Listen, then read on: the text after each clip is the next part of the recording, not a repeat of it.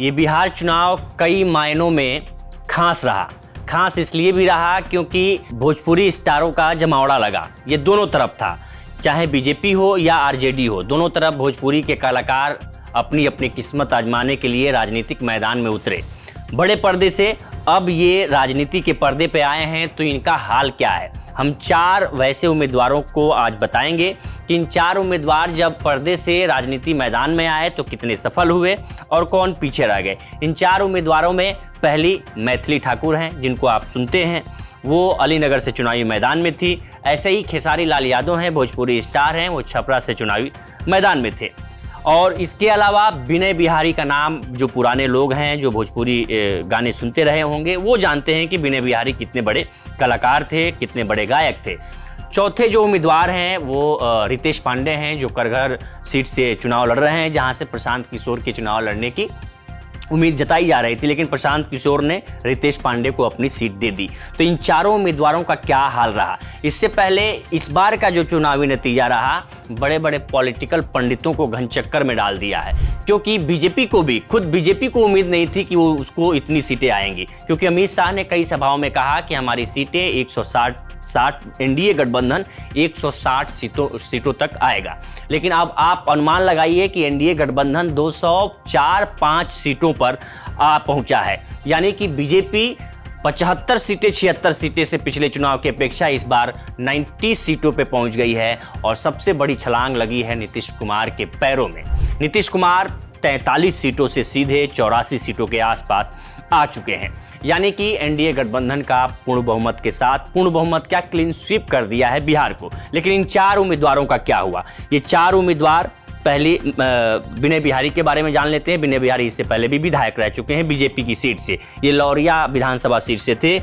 ये विकासशील इंसान पार्टी यानी कि वीआईपी के उम्मीदवार रण कौशल प्रताप सिंह को 26,966 वोटों से मात दी है।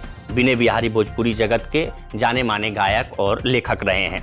जो दूसरी सीट है जिसके बारे में हम बात कर रहे हैं, वो है मैथिली ठाकुर की। मैथिली ठाकुर काफ़ी चर्चा में भी रहीं। उनको ट्रोलिंग को लोग के भी सोशल मीडिया पे काफ़ी ट्रोलिंग हुई, लेकिन वो चुनावी मैदान में अड़ी रहीं, जिसका आज नतीजा है कि वो चुनाव जीत चुकी हैं। अलीनगर की सीट काफ़ी इंपॉर्टेंट थी और एक हॉट सीटों में बनी हुई थी। उन्होंने जिनको हराया है वो विनोद मिश्रा हैं, राष्ट्रीय जनता दल यानी कि आरजेडी से उम्मीदवार थे। और उन्होंने एक भावुक अपील भी की थी कि ये मेरा अंतिम चुनाव है, इस बार आप हमें जिता दीजिए। लेकिन जनता ने मैथिली ठाकुर का साथ दिया और मैथिली ठाकुर 84,915 वोट पाई और 11,730 वोटों से आरजेडी उम्मीदवार विनोद मिश्रा को चुनावी मात दी है।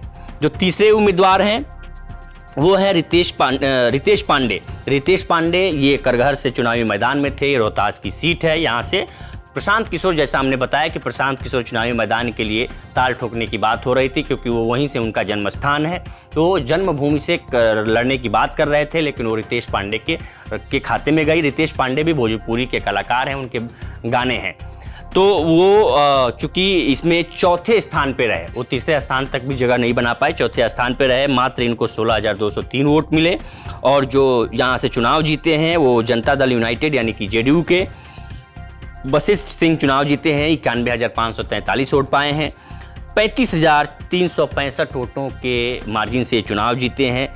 बहुजन समाज पार्टी यहाँ दूसरे स्थान पे रही, बहुजन उदय प्रताप सिंह। अब लास्ट जो सबसे बड़े चर्चा का विषय रहे खेसारी लाल यादव। खेसारी लाल यादव को भी टारगेट किया गया, जिस प्रकार से वो अपने भाषणों में बोल रहे थे। तो भाषणों के तहत खेसारी लाल यादव चर्चा में थे। कई ये भी कहा, खेसारी लाल यादव ने कहा कि इतने सारे उम्मीदवार हैं, लेकिन बीजेपी और एनडीए गठबंधन उनके पीछे पड़ा हुआ है। तो खेसारी लाल यादव की जो सीट है, अभी उस पर एक एलिगेशन भी लगा है, आरोप भी लगा है कि वहाँ स्लो काउंटिंग कराई जा रही है, इसके आरोप है।